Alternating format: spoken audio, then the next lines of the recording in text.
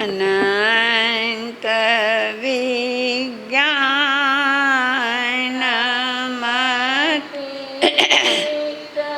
દોષમ અબાધ્ય સિદ્ધાંત મમ રત્ય પૂજ્યમ શ્રીવર્ધમાનમ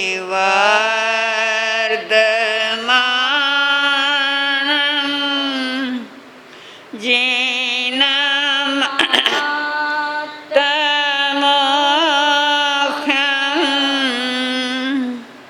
સ્વયંભુવં સ્તોતુમહં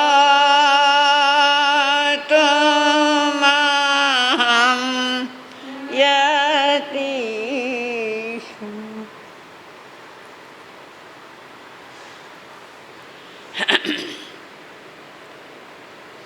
વિતરાગ પરમાત્મા અનંત જ્ઞાનીઓના દર્શની પ્રભુવીર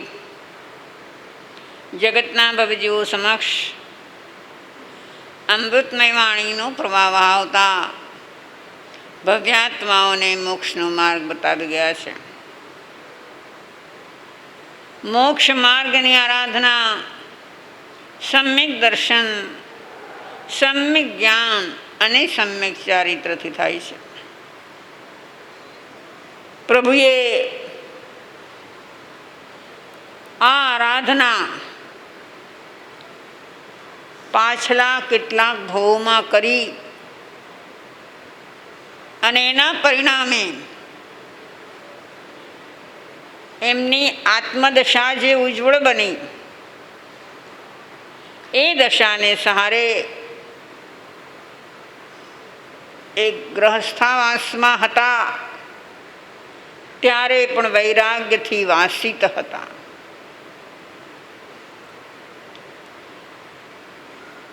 એ વૈરાગ્ય એમનો એમને દિન પ્રતિદિન નિર્મળતાના માર્ગે લઈ ચાલ્યું. એટલે જ જ્યારે વડીલ બંધુ નંદીવર્ધન પાસે દીક્ષાની આજ્ઞા માગી અને એમણે 2 વર્ષ નહીં જવા દીધા. એ 2 વર્ષ એમણે કેમ વિતાવ્યા? એમના જ્ઞાનના આધારે, એમના વૈરાગ્યના આધારે એ 2 વર્ષ પૂર્ણ આત્મિક દશામાં ગયા. એમને ગ્રહસ્થાશ્રમમાં છું તો ગ્રહસ્થીને જે ચાલે એ બધું કરી લઉં એવી ભાવના જાગી નથી. આ ચારાંગ સૂત્ર બતાવે છે કે એમણે સચેત પાણીનો ત્યાગ કરી દીધો હતો. કેમ કે એના જ્ઞાન દ્વારા એમણે જાણ્યું હતું કે 5 સ્થાવર જીવો પૃથ્વી, પાણી, તેવ, વાવ, વનસ્પતિ એ 5 સ્થાવરમાં જીવ છે. યાદ રાખો કે જૈન દર્શન સિવાય આવી વાત ક્યાંય નથી. સર્વજ્ઞ સર્વદર્શી એવા પરમાત્માએ બતાવેલી આ વાત ભગવાન મહાવીર દીક્ષિત થયા પહેલાં પોતાના જ્ઞાનથી આ વાત જાણતા હતા. આગળના તીર્થંકરો પણ બતાવી ગયા હતા, પણ પોતે પણ જાણતા હતા કે આ 5 જીવિત છે.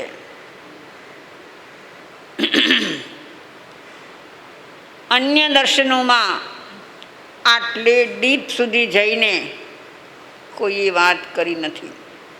અને એનું કારણ પણ એ છે કે સર્વજ્ઞ સર્વદર્શી સિવાય આ કોઈ જાણી શકે નહીં. આજે આપણી વાત કરીએ. આપણે માનીએ છીએ, જો સમજજો, મારા શબ્દને સાંભળજો, કે પૃથ્વી, પાણી, અગ્નિ, વાયુ, વનસ્પતિ એ બધામાં જીવ છે એ આપણે માનીએ છીએ ને. ક્યાંથી આવી આ માનતા? આ માન્યતા ક્યાંથી આવી આપણી પાસે? શાસ્ત્રોએ કહ્યું છે, જ્ઞાનીએ કહ્યું છે. આપણે એને માનીએ છીએ, પણ જાણીએ છીએ ખરા? રોજ પાણી વાપરો છો ને? સચેત પાણી વાપરો છો ને? નાહવું, ધોવું, પીવું બધામાં સચેત વાપરો છો. જ્યારે એ પાણીનો ગ્લાસ હાથમાં આવે છે ત્યારે એમાં તમને જીવ દેખાય છે? અરે કલ્પના પણ નથી થતી કે આમાં જીવ છે ને એને હું પી રહ્યો છું. બરાબર? હા, પાણી સ્વચ્છ છે કે ગંદુ છે, હળવું છે કે ભારે છે, શુદ્ધ છે કે અશુદ્ધ છે, એની તમે તકેદારી રાખો છો. પણ પાણી હાથમાં આવતા જ્ઞાનીના વચનોના આશ્રયે કહીએ છીએ કે આ સચેત છે, પણ આપણે જાણી શકતા નથી. જ્યારે મહાવીરે એ છદ્મસ્ત અવસ્થામાં પણ જાણી લીધું હતું, અને એટલે જ સચેત વસ્તુઓનો ત્યાગ કરીને 2 વર્ષ કાઢ્યા હતા. પછી તો એને ત્યાગ જ હતો, સાધુ થયા પછી તો. પણ પહેલાં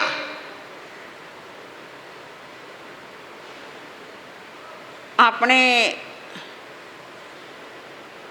તીર્થંકરની વાણીમાં શ્રદ્ધા ધરાવતા હોઈએ એટલે આ સ્વીકારીએ. બાકી આપણને એનું કોઈ અનુભૂતિ થતી નથી. અગ્નિ જ્યારે જલતી હોય ત્યારે એમ થાય કે આમાં જીવ છે? નથી થતું. અંદરમાં એ વિકલ્પ પણ ઊભો નથી થતો. પૃથ્વીમાં જીવ છે એ પણ નથી દેખાતું. પછી જ્ઞાનીએ કહ્યું છે માટે એના પુરાવા શોધીએ છીએ આપણે. મને યાદ છે, અમે લોકો બહુ વર્ષો પહેલાં 1967થી 70 સુધી 4 વર્ષ કલકત્તા તરફ હતા.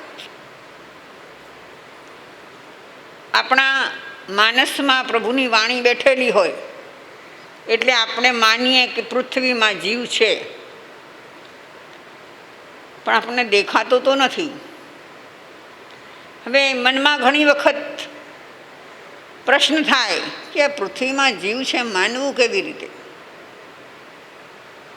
પણ એક વખત એવું બન્યું કે અમે એક ગામડામાંથી પસાર થતા હતા. સાવ નાનું એવું ગામડું હતું, અને એ ગામડામાંથી અમે પસાર થતા હતા. ત્યાં એક ઝૂંપડી જોઈ. નાની એવી ઝૂંપડી હતી. પેલા ગામડામાં, સાવ નાના ગામડામાં લોકો ઘાસના કે વાંસના ઝૂંપડા બાંધીને રહેતા હતા.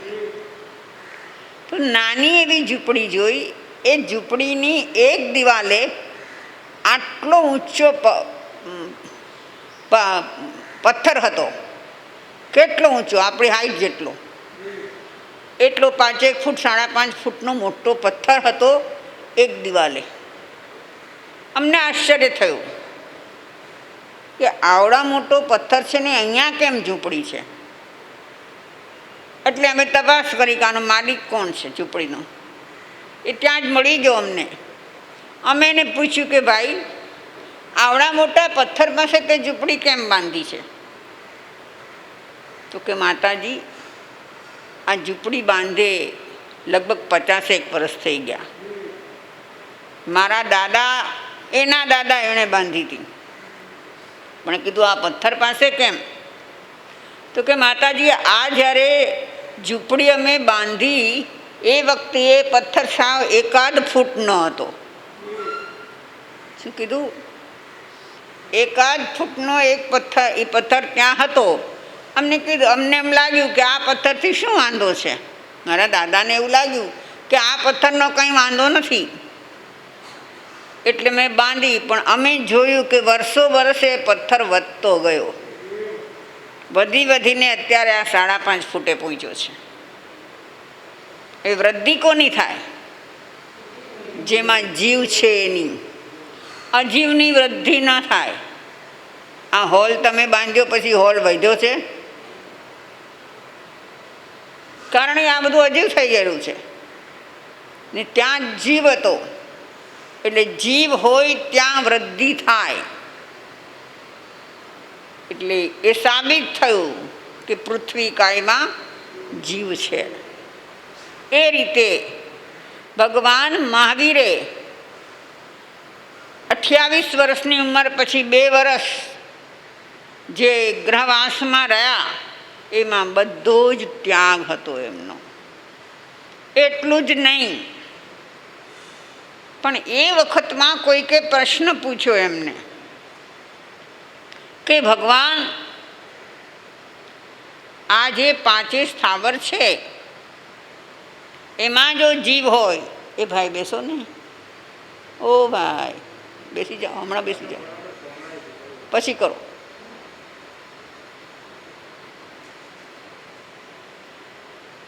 કે એમાં જો જીવ કહો છો તો કાયમ તો એકનો એક જીવ એમાં રહેવાનો નહીં. એ જીવ મરે તો ખરા, તો મરીને ક્યાં જાય? પૃથ્વી, પાણી, અગ્નિ, વાયુ, વનસ્પતિ, એ 5 મરીને ક્યાં જાય? તમારી ગતાગતિ શું કહે છે?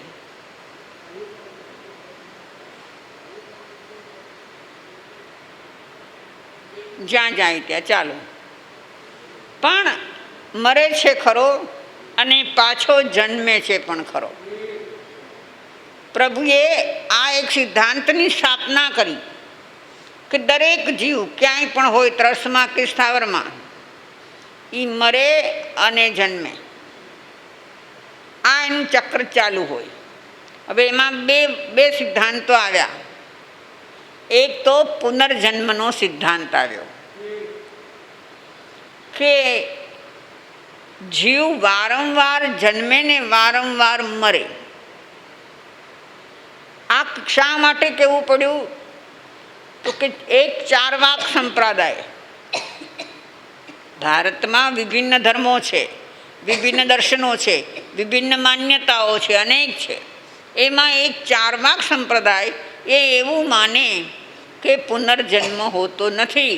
આ આપણે અત્યારે અહીંયા જન્મ્યા છીએ એ આપણો પહેલો ને છેલ્લો ભવ છે.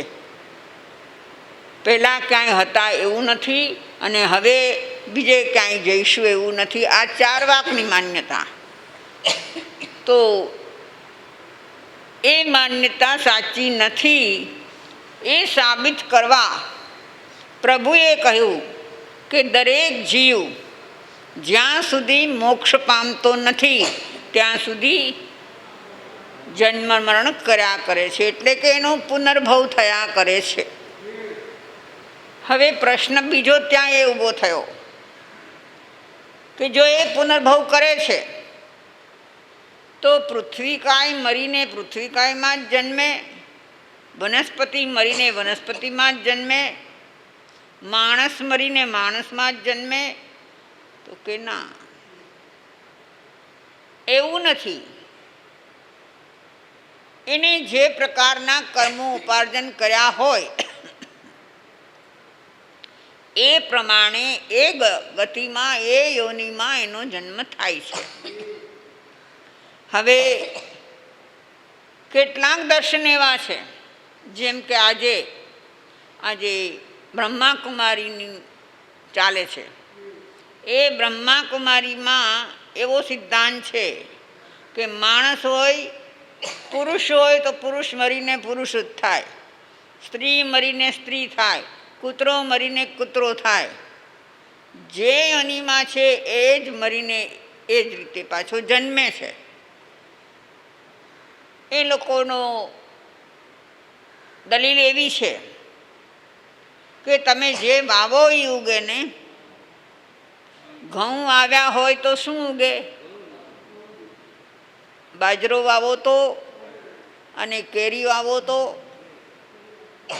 એટલે એ જેમ કેરીમાંથી કેરી થાય છે, બાજરામાંથી બાજરો થાય છે, ઘઉંમાંથી ઘઉં થાય છે, એવી રીતે માનવ હોય, પુરુષ છે તો એ મરીને પાછો પુરુષ થાય છે. આ એની માન્યતા છે. પણ એની સામે આપણે ઘણી દલીલો છે આપણી પાસે.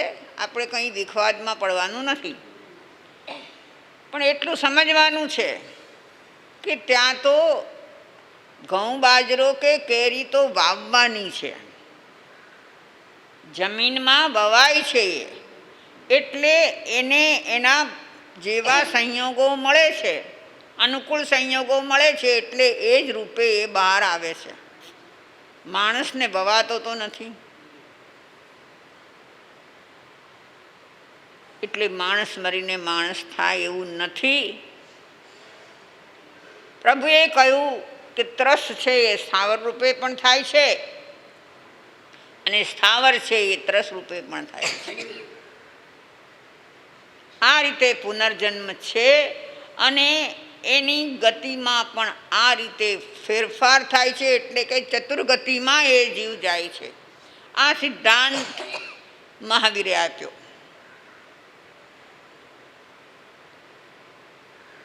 એ જે છે એમ જ જો થતો હોય તો એના કરેલા શુભાશુભ કર્મનો પરિણામ શું? આપણે ત્યાં સ્વર્ગ અને નરકની વાત છે, તિર્યંચ ગતિની વાત છે, મોક્ષની પણ વાત છે. તો પુણ્ય કર્મ કરે તો સ્વર્ગમાં જાય, પાપ કરે તો નરકમાં જાય, અને સર્વકર્મનો ક્ષય કરે તો મોક્ષમાં જાય. આ બધું આપણને પ્રેક્ટિકલ અને લોજિકલ લાગે છે કે પ્રભુએ આ લોજિક જે આપ્યું છે એ લોજિક 100% સાચું છે. પુનર્જન્મની સિદ્ધિ તો હવે થઈ ચૂકી છે.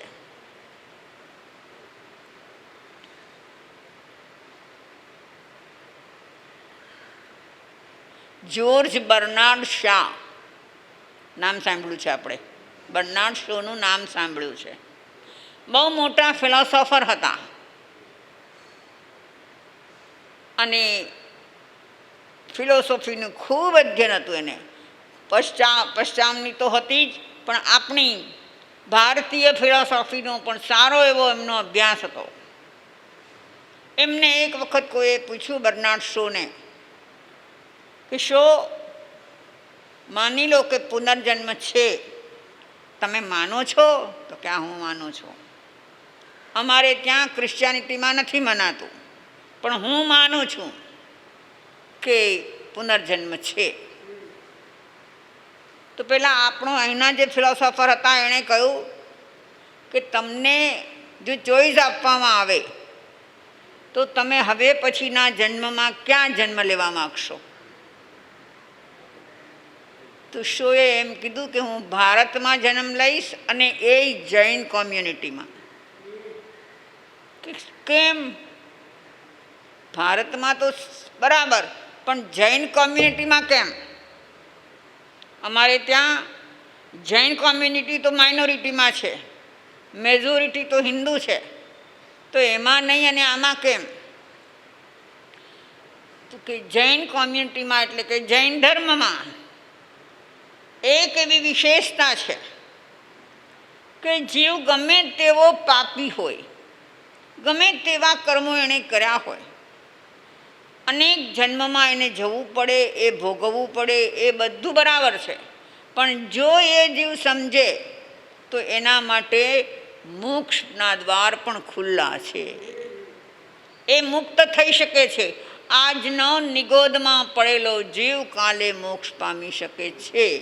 એટલે મને જૈન ધર્મની એ ફેસિલિટીઝ બહુ ગમી છે કે આ જીવને પરમાત્મ થવા માટે જૈન ધર્મમાં ફેસિલિટી છે. એટલે મારે જૈન ધર્મીને ત્યાં જન્મવું છે. બંધુઓ, ભારતમાં અન્ય ધર્મોમાં, અન્ય દર્શનોમાં પણ મુક્તિ માનવામાં આવે છે, પણ ત્યાંની માન્યતા એવી છે કે આ જગતની અંદર એક સર્વોચ્ચ શક્તિ છે જેનું નામ ઈશ્વર છે, અને એ એક જ છે. કોઈ પણ માનવ મરીને ઈશ્વર થઈ શકે નહીં. તો જૈન થઈ શકે કે નહીં? તમે મરીને ઈશ્વર થઈ શકો કે નહીં? આપણે ઈશ્વર કોને કહીએ છીએ? સિદ્ધ પરમાત્મા, અરિહંત પરમાત્મા, એને આપણે ભગવાન માનીએ છીએ. જેને ઈશ્વર કહો કે ભગવાન કહો, તો આપણે અરિહંત થઈ શકીએ કે નહીં? સિદ્ધ પણ થઈ શકીએ. તો આ ફેસિલિટીઝ જૈન ધર્મમાં છે, જૈન ફિલોસોફીમાં છે. એટલે બર્નાર્ડ શોએ કીધું કે મારે તો પુનર્જન્મ હોય તો ત્યાં જન્મ લેવો છે. વિશેષતા એ રહી કે આપણે ત્યાં જે કોઈ જ્ઞાનીઓ થયા, એ જ્ઞાનીઓ આટલા ડીપમાં જઈને આ તત્વનું સંશોધન કર્યું છે. તો અહીંયા ચારાંગ સૂત્રમાં એ બતાવે છે કે પૃથ્વી, પાણી, અગ્નિ, વાયુ, વનસ્પતિ, આ બધામાં જીવ છે. એને પ્રભુએ જાણ્યું. એમને તો દેખાતું હશે ને, એણે જાણ્યું. એટલું જ નહીં, પણ તમે લોકો દંડક ભણો છો ને, દંડકના થોકડા ભણો છો ને, એમાં પ્રભુએ એ પણ બતાવ્યું કે એકેન્દ્રિય જીવોને ચારે ચાર સંજ્ઞા હોય. આહાર સંજ્ઞા, ભય સંજ્ઞા, મૈથુન સંજ્ઞા, પરિગ્રહ સંજ્ઞા. એટલા સૂક્ષ્મ જીવોમાં પણ આ બધા ભાવો છે. એવી રીતે ચારે કષાય છે. ક્રોધ, માન, માયા, લોભ, આવા ચારે કષાય પણ એનામાં છે. કારણ કે જ્યાં જીવ છે ત્યાં એ જીવની સાથે એના વૈભાવિક પરિણતિ જે થઈ રહી છે, એ વૈભાવિક પરિણતિમાં કષાયો પણ સંભવે છે, સંજ્ઞાઓ પણ સંભવે છે, લેશાઓ પણ સંભવે છે, જ્ઞાન પણ સંભવે છે અને અજ્ઞાન પણ સંભવે છે. એવા જીવોને શું જ્ઞાન અને શું અજ્ઞાન? પાણીને હાથમાં લેતા લાગે છે કે આને કાંઈ જ્ઞાન હશે? નહીં. આ વનસ્પતિ ઊભી છે, એનું આ પાંદડાને જોઈને આપણને વિચાર આવે છે ક્યારેય કે આ પાંદડાને શેનું જ્ઞાન હશે? છે. એને સૌથી વિશેષતાવાળું જ્ઞાન એ છે કે એને એ ખબર છે કે મારે મારો ખોરાક ક્યાંથી મેળવવાનો છે. આ એકેન્દ્રિયને ખબર છે. એ રીતે બેઇન્દ્રિય, તૈન્દ્રિય, ચૌરેન્દ્રિયને પણ ખબર છે કે એનો ખોરાક એને ક્યાં મળે છે. ને ઘરમાં કીડીઓ થાય છે. કીડીઓ શેમાં આવે છે? કંઈક ખાવાની ચીજ છે એમાં કીડીઓ આવે છે. માખીઓ ક્યાં બેસે છે? મચ્છર ક્યાં કરડે છે? આ પાટે કોઈ દી નથી કીધું કે મને મચ્છર કરડ્યો. એને એ નથી ખબર કે આને જડ કહેવાય કે ચેતન કહેવાય, પણ એટલું એને નોલેજ છે કે આમાંથી મને મારો ખોરાક મળે નહીં. બરાબર છે? તો એ બધા જીવોને પણ આ જ્ઞાન છે.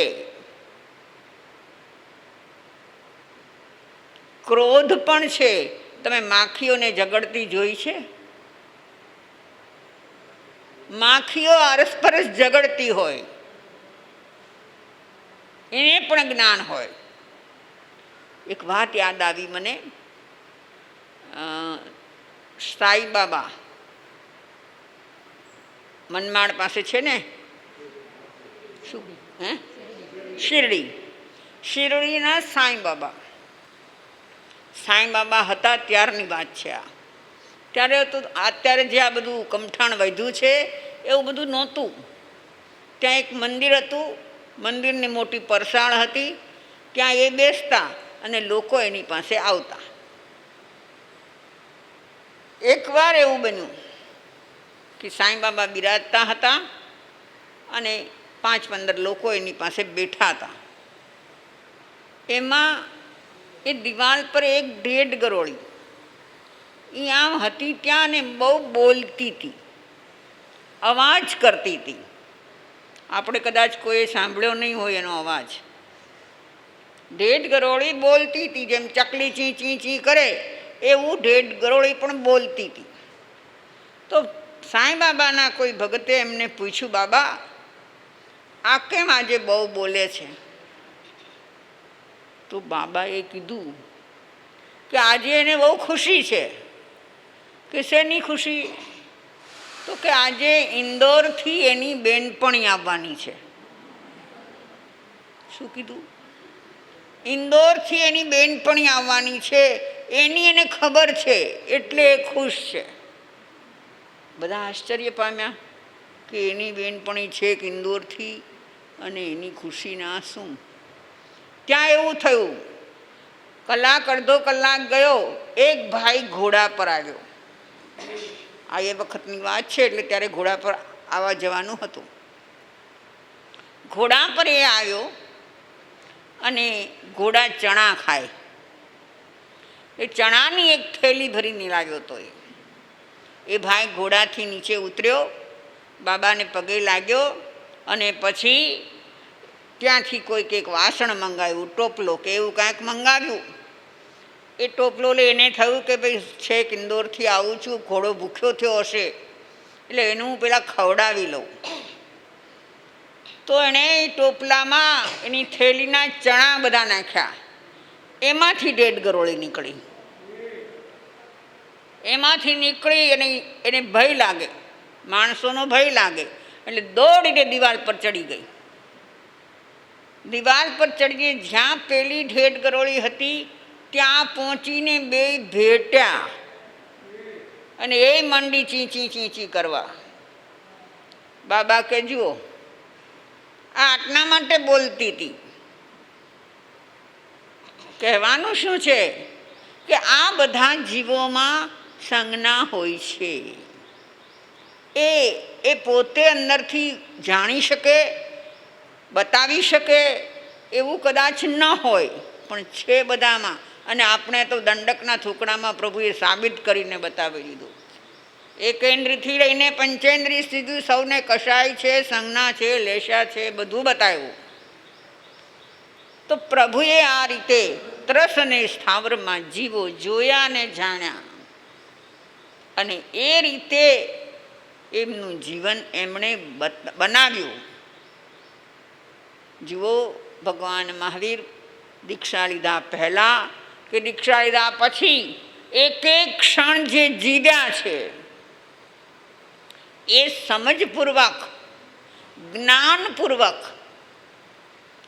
પૂર્ણ જાગૃતિપૂર્વક જીવ્યા છે. આપણી પાસે એવી જાગૃતિ નથી. બહુ સમજવાની વાત છે. હું તો તમને વારંવાર કહું છું કે ત્યારે મહાવીર છદ્મસ્ત હતા. એ છદ્મસ્ત હોવા છતાં પણ પૂર્ણ જાગૃતિ સાથે જીવ્યા છે. એને પૃથ્વી, પાણી, અગ્નિ, વાયુ, વનસ્પતિ અને ત્રસ બધામાં જીવો દેખાયા છે. એને જીવ જ દેખાય છે બધે. આપણને એનામાં જડતા દેખાય. આ ઝાડને જોઈને આ જીવ છે એવું આપણા જ્ઞાનીઓ કીધું, એટલે આપણે માની લીધું કે ભાઈ આ ઝાડ છે, લીલોતરી છે, એમાં જીવ હોય, એને અડાય નહીં ને એને કપાય નહીં ને. એ બધું માની લીધેલી વસ્તુ છે. એમની માની લીધેલી નહીં, જાણી લીધી ને જીવી લીધી એમણે. એ એમની વિશેષતા હતી. એટલે મહાવીરનું મૂલ્યાંકન જ્યારે બી કરો ત્યારે આપણી જેવું ન કરતા. આપણે હસવું એવા એ હશે એવું નહીં કરતા. એની દશા જ જુદી હતી. તો આચારાંગ સૂત્ર બતાવે છે કે પ્રભુ જીવને જીવ જાણી, જીવની ગતિવિધિને જાણી, જીવના પુનર્જન્મને જાણી, જીવની વેદનાઓને જાણી અને એ રીતે જીવતા હતા. હવે જે એ જીવની વેદનાઓનો વિચાર કરી શકે એ જીવને પીડા આપી શકે ખરો? અર્થાત દીક્ષા નહોતી લીધી તો પણ એમણે ત્રસ કે સ્થાવર જીવને પીડા નથી આપી. એની સામે આપણે આપણું વિચારીએ કે આપણે કેટલા જીવોને પીડા આપીએ છીએ. આપણા મનથી, વચનથી, વર્તનથી, વ્યવહારથી, ભાષાથી, વિચારોથી કેટલા જીવોને પીડા આપીએ છીએ. હાલાકી આપણી એ દશા નથી, એટલી કક્ષાએ આપણે પહોંચ્યા નથી, છતાં મહાવીરની આ કક્ષાને સાંભળીને એવું કરવાનો પ્રયાસ તો કરીએ. આપણા જીવનમાં એવું ઉતારવાની માટે આપણે તૈયાર તો થઈએ, તો પણ કંઈક કરી શકશું. રૂપિયા 1 પૈસો એટલું પણ આપણે કરી શકશું. તો આપણા મહાવીરે જે રીતે એમનું આ જીવન વિતાવ્યું એ રીતે મારું તમારું સૌનું જીવન વીતે અને મહાવીર જે પામ્યા એ પામવા માટે આપણે પણ એક પછી એક ડગલું ભરીએ. એ જ ભાવના. કૌશક ધ્યાન. આંખો બંધ, શરીર સ્થિર, કરોડરજ્જુ સીધી, ગરદન સીધી. 3 વખત ઊંડા શ્વાસ લો, ઊંડા શ્વાસ છોડો. ચિત્તની એકાગ્રતા પૂર્વક આત્મચિંતન. માત્ર ચિંતન બોલશો નહીં, માત્ર ચિંતન. હું આત્મા છું, હું આત્મા છું.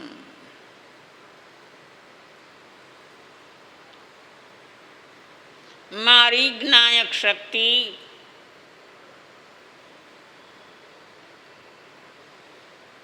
જે જાણવાનું કાર્ય કરી રહી છે, ક્ષણે ક્ષણે જાણી રહી છે, એ જ્ઞાયક ભાવને સમસ્ત જીવ સૃષ્ટિને જાણવામાં ઉપયોગ કરું.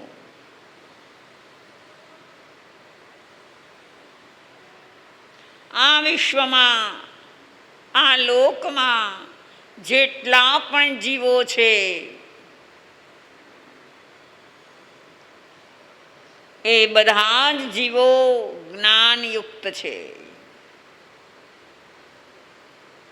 બધા જ જીવો સુખ દુઃખના અનુભવી છે. એકેન્દ્રિયમાં હોય કે પંચેન્દ્રિયમાં હોય, એ દરેક જીવોને સુખ દુઃખની અનુભૂતિ થાય છે. કેટલાક જીવો જ્ઞાનની અનુભૂતિ બતાવી શકે છે, પ્રગટ કરી શકે છે. કેટલાક જીવો પ્રગટ કરી શકતા નથી. પરંતુ જ્યાં જીવત્વ છે ત્યાં જ્ઞાયકત્વ પણ છે.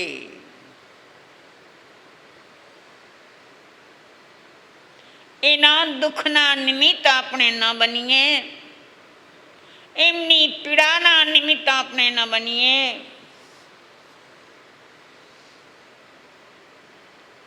એ વિશે જાગૃતિ રાખવી એ આપણો ધર્મ છે.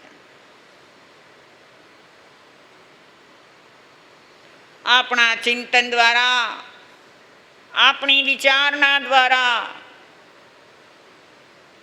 કોઈ પણ જીવ આપણાથી પીડિત કેમ થાય છે તેને સમજવાની કોશિશ કરીએ.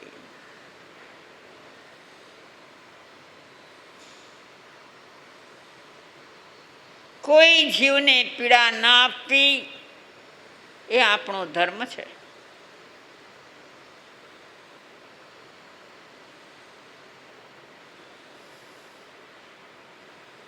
એ ધર્મને સમજી જીવનના પ્રત્યેક કાર્યમાં એને ઉતારી પળે પળે ઉપયોગપૂર્વકનું જીવન જીવીએ.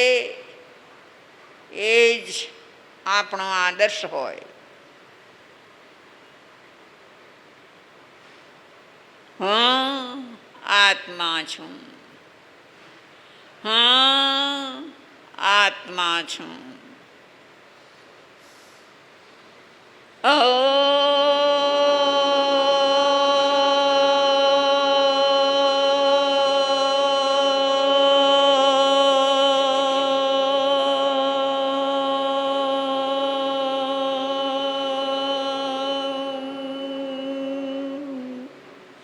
શાંતિ શાંતિ શાંતિ.